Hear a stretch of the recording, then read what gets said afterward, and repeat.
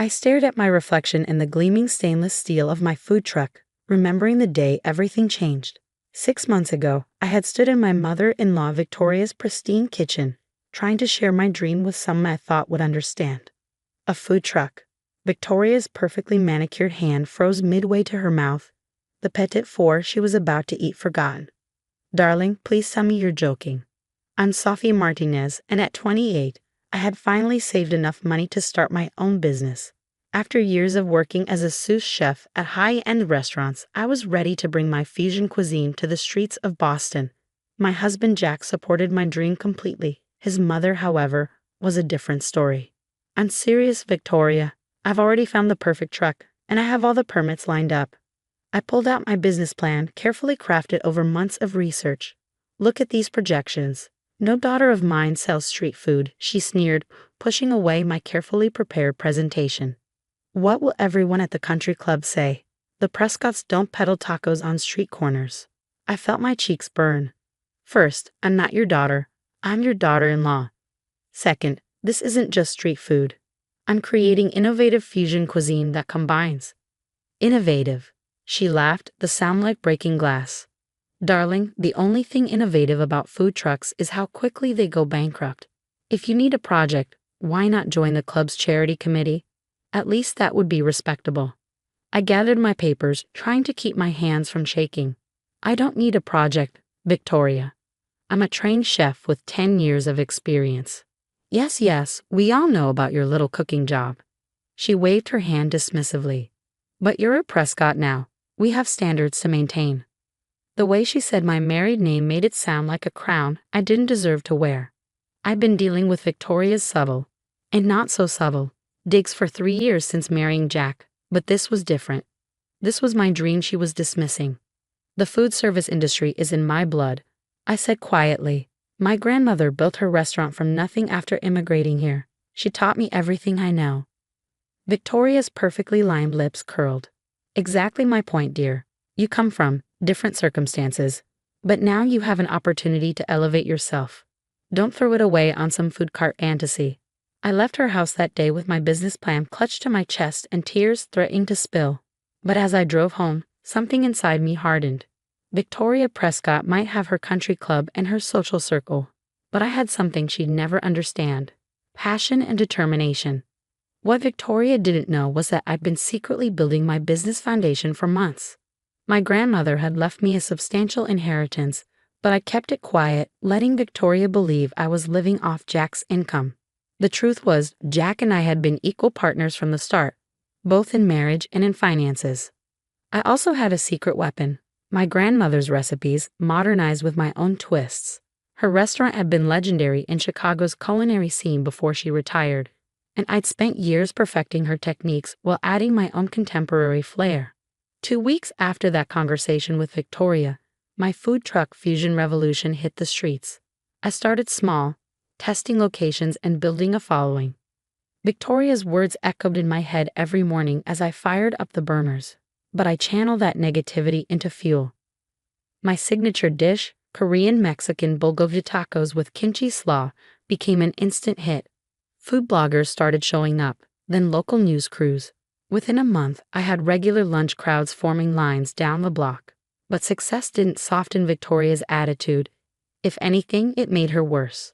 She started sending me passive-aggressive texts whenever she saw my truck mentioned on social media. Saw your little cart on Instagram, dear. Hope you're wearing sunscreen. All that standing around outside can be so aging. The final straw came during a family dinner at her house. I'd just been featured in Boston Magazine's Rising Stars of Street Food article, and Jack was proudly showing everyone the spread. Isn't this amazing? Jack beamed, displaying the beautiful photos of my creations. They're calling her food revolutionary. Victoria barely glanced at the magazine. Revolutionary? Please, she's serving food out of a truck parked between hot dog carts and pretzel stands. It's embarrassing to the family name. The table fell silent. Jack started to speak, but I touched his arm, stopping him. I'd had enough of Victoria's condescension, but I wasn't going to stoop to her level. Instead, I smiled and stood up. You're right, Victoria. Maybe I should think bigger. I gathered my things, maintaining my composure. Thank you for helping me see that. As I walked out, I heard her smug laugh. Finally, she's coming to her senses. But what Victoria didn't know was that I had already been thinking bigger, much bigger. That magazine feature had attracted attention from some serious investors, including one who owns several properties in Boston's most exclusive neighborhoods. That night, as Jack and I sat in our kitchen, I finally shared my full plan with him. "Are you sure about this?" he asked, looking over the documents I'd been keeping secret. I nodded. "Your mother's right about one thing. I should think bigger. And what's bigger than owning the very place she uses to look down on others?" Jack's eyes widened as he realized what I was planning. "The country club. But how?" I pulled out my grandmother's old leather portfolio. Remember how I said she taught me everything? Well, she didn't just teach me about cooking. She taught me about business too, and about patience. Inside that portfolio was the key to my revenge, and to Victoria's comeuppance. But first, I had a food truck empire to build. Over the next 3 months, I expanded my food truck operation with laser-focused precision. My one truck became 3, each specializing in different fusion cuisines. The lines kept growing, and so did my bank account, though Victoria didn't need to know that part. "Another food truck?" She sighed during Sunday brunch at her house. "Really, Sophia, isn't one enough?" "Jack, darling, talk some sense into your wife." Jack sipped his mimosa, hiding his smile. "Actually, Mother, it's 3 trucks now, and they're all profitable." Victoria nearly choked on her crumpet. "3? Well, I suppose if you enjoy that sort of thing." She turned to her friend Margaret, who was visiting. "Though I do worry about the family reputation." Margaret, however, wasn't listening.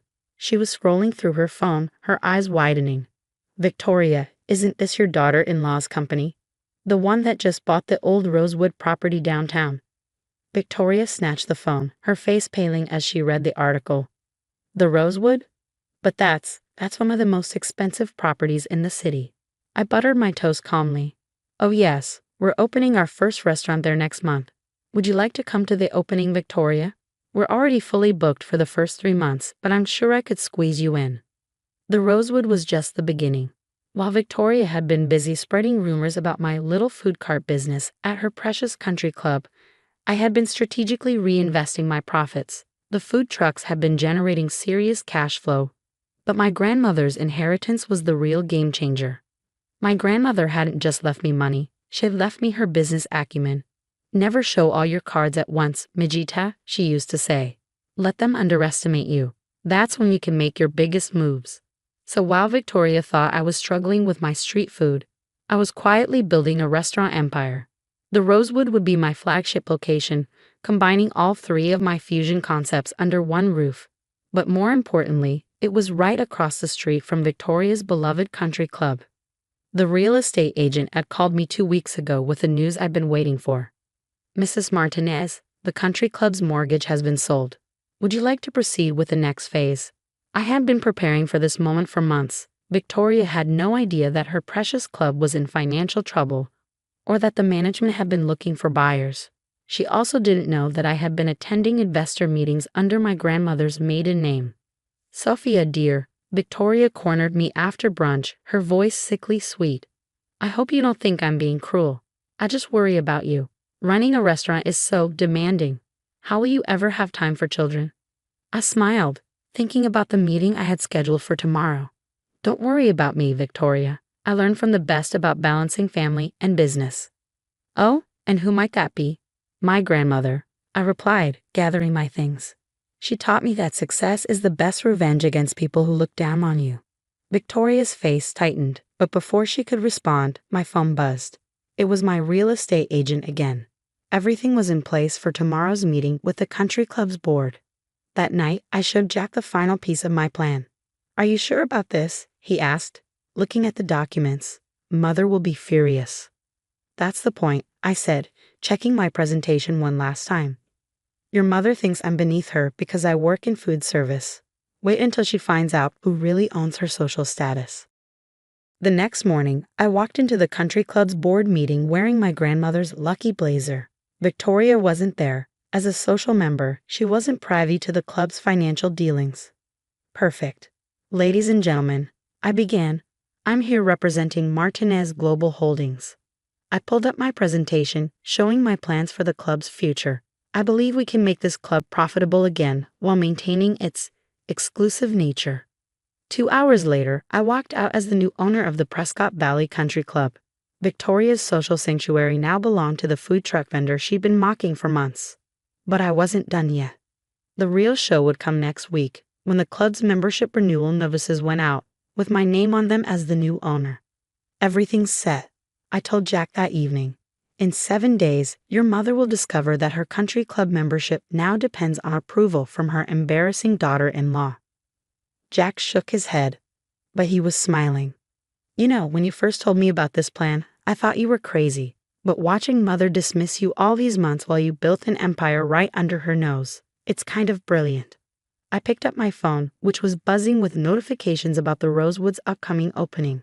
Food critics, celebrities, and social media influencers were all clamoring for reservations. The best part? I said, showing Jack the guest list. I've seated your mother's entire social circle for opening night, but her name seems to have gotten lost in the system. Victoria had no idea that her carefully curated social world was about to implode. But first she had a membership renewal notice to receive.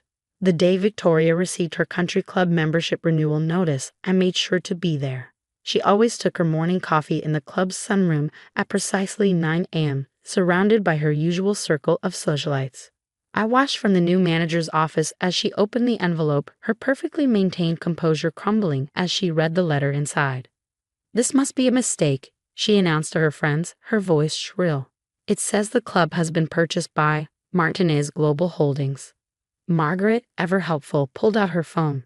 "Oh my, isn't that the same company that bought the Rosewood? Your daughter-in-law's new restaurant?" Victoria's face went from pink to white to an interesting shade of purple. "Impossible. That girl sells tacos from a truck. She couldn't possibly." That was my cue. I stepped into the sunroom, wearing my grandmother's vintage Channel suit, the one she'd worn when she opened her first five-star restaurant. "Good morning, ladies," I said cheerfully. "I hope everyone's received their membership renewal notices." Victoria stood up so quickly her coffee cup rattled. You're behind this." I settled into a plush armchair, smoothing my skirt. "Behind what, Victoria?" "Oh, you mean the club's acquisition?" "Yes, that would be me. Though technically, it's just the newest addition to my restaurant group." "Restaurant group?" Margaret's eyes widened. "Those food trucks were just the beginning," I finished for her. "You see, Victoria, while you were busy mocking my little food cart, I was building something bigger. Those trucks, they generate more revenue in a month than this club does in a year." Victoria sank back into her chair, clutching her renewal notice. But how?" "My grandmother didn't just leave me recipes," I explained, pulling out my phone to show them my company's portfolio. "She left me an empire. Those food trucks were just market research for my expansion plans. The Rosewood opening next week, that's just location number 1. The other women leaned in, fascinated, as I scrolled through images of my properties and plans. Victoria watched in horror as her friends' allegiances visibly shifted. "Speaking of the Rosewood," Margaret piped up, "I heard it's impossible to get a reservation." I smiled. "Nearly impossible, yes. Though I'm sure I could arrange something for valued club members." I paused deliberately. "That is, for those whose memberships are approved for renewal." Victoria's hand shook as she held up her notice. "What do you mean, approved?" "Oh, didn't you read the fine print? As the new owner, I'll be personally reviewing all membership renewals. We're being very selective about maintaining the club's, what was it you always said? Ah yes, its standards." The irony wasn't lost on anyone in the room. Victoria's face flushed as she realized her social standing now depended entirely on my goodwill. "You can't do this," she whispered. "This club has been part of my life for 30 years. I leaned forward. "Can't I? No daughter of yours sells street food, remember." "But this daughter-in-law owns your entire social world now." The room fell silent. Even the usually chatty Margaret was speechless. "So what happens now?" Victoria finally asked, her voice small. I stood up, smoothing my suit. Now you have a choice. You can either embrace change and accept that your daughter-in-law is more than what you assumed, or you can find another club. Though I should mention, I've already begun negotiations to acquire the Windsor Club across town." Victoria's shoulders slumped in defeat. What do you want from me? An apology would be nice, not just to me, but to every service worker you've looked down on. And I pulled out an envelope. I'd like you to attend a special dinner next week. The Rosewood opening? No, I smiled. A private event at my original food truck location. All proceeds will go to a scholarship fund for aspiring chefs from immigrant families, in honor of my grandmother. 3 days later, Victoria showed up at my food truck wearing Chanel and pearls. She looked completely out of place among the lunch crowd, but she was there. And when I handed her a bulgogi taco, she ate it. All of it. This is actually quite good, she admitted reluctantly. I know, I said simply. I learned from the best. Over the next few weeks, a strange thing happened. Victoria, perhaps realizing her social survival depended on it, became my biggest champion. She raved about my food to her friends, hosted parties at the Rosewood, and even learned the names of my food truck staff. Was it genuine? Maybe not entirely. But watching her recommend my innovative fusion cuisine to her country club friends while wearing a Fusion Revolution branded apron, my special requirement for her membership renewal, was satisfaction enough. My grandmother used to say that success is the best revenge, but showing mercy can be even sweeter. So I let Victoria keep her club membership, and in return, she learned a valuable lesson about judging people based on appearances. As for me, I'm expanding to New York next month. Turns out there's a certain country club there that's looking for new ownership, and I hear they could use a good food truck in the parking lot.